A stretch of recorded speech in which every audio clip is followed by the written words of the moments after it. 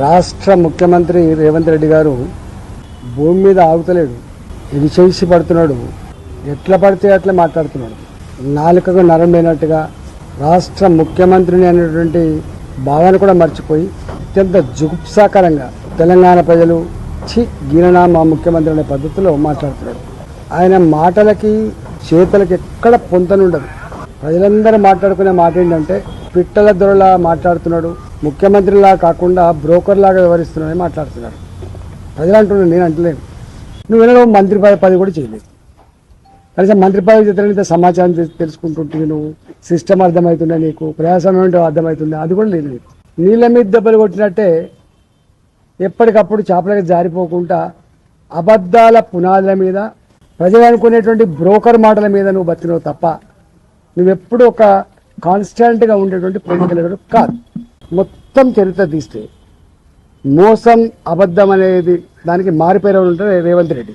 నీకు తెలుసా అసలు కేంద్రానికి ఏం బాధ్యతలు ఉంటాయి, రాష్ట్ర ప్రభుత్వాలకు ఏ బాధ్యతలు ఉంటాయి, కేంద్రం ఏ నిధులు ఇస్తుంది, రాష్ట్రం ఏం చేయాలి నీకు తెలుసా? నీకు ఎన్ని రకాల నిధులు వస్తాయో ఇప్పుడు నీకన్నా ముఖ్యమంత్రి అయిన తర్వాత పట్టి నీకు చెప్తుండొచ్చు. కానీ ఇవన్నీ మేము చూసిన వాళ్ళం బాబు. నీకు ఆ జ్ఞానమే లేకపోయా నీకు.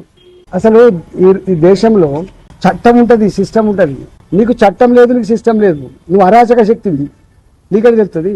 నువ్వు బై డిఫాల్ట్ నువ్వు ముఖ్యమంత్రి అయినవు, బై డిఫాల్ట్ ముఖ్యమంత్రి అయినవు. నీకేం తెలుస్తుంది చెప్పు? బరిగేసి తెలంగాణ కోసం కొట్లాడుతున్నాడు. నువ్వు ఆంధ్ర పార్టీల సంకల ఉండి తెలంగాణ ఉద్యమకారుల మీద తుపాకీ తీసినటువంటి దుర్మార్గుడు నువ్వు.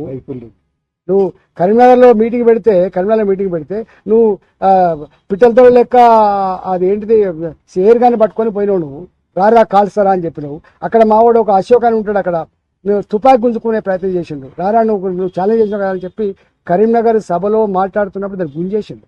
రేవంత్ రెడ్డి గారిని ఒక సవాల్ చేస్తున్నా, నీకు నిజంగా దమ్మున్నోడివైతే ధైర్యం ఉన్నోడివైతే మీరు నేను కలిసి ఇద్దరం వితౌట్ సెక్యూరిటీ మూసీ పరివాహక ప్రాంతంలో ఇవాళ ఏ ఇళ్ళు అయితే నువ్వు కూలగొట్టబోతున్నావు, ఏ ఇళ్ళకైతే నువ్వు నోటీస్ చేసే ప్రయత్నం చేస్తున్నావు, అక్కడికి మనం పోదాం, ఇద్దరం కలిసి పోదాం.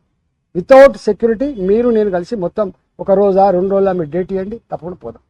రెండవది, ఇదే మూసీ ప్రక్షాళనలో భాగంగా పనిగిరి లాంటి కాలనీలు ఏవైతున్నాయో, చైతన్యపూర్ లాంటి కాలనీలు ఏవైతున్నాయో, వాళ్ళు ఏదైతే ఇలా కన్నీళ్లు పెడుతున్నారో, ఒక గర్భిణీ స్త్రీ 9 నెలల గర్భిణీ స్త్రీ, ఆమెకు డెలివరీ డేట్ ఇవ్వాలో రేపో డ్యూ డేట్ ఉన్నదని చెప్పి ఆమె ఏడుస్తూ ఉంటే, నీవు గనక ఇది ఖాళీ చేసి పోకపోతే నీకు డబుల్ బెడ్రూమ్ కూడా రాదని చెప్పి ఆమెను పోలీసులు బలవంతంగా నెట్టేస్తే, ఆమె అన్న మాట ఏంటంటే నీ డెలివరీ ఎక్కడ కావాలని చెప్పి కాలేజీలో పడితే నువ్వు కనికరించలేదు కదా.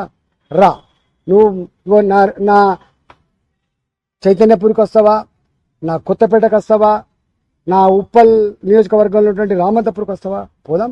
సెక్యూరిటీ లేకుండా ఒకవేళ కనుక నిన్ను శభాష్ మీ రేవంత్ రెడ్డి గారు అంటే నేను రాజకీయాల నుంచి మొత్తం తప్పుకొని బహిరంగంగా క్షమాపణ చెప్పి ముక్కు నెలకు రాస్తాను.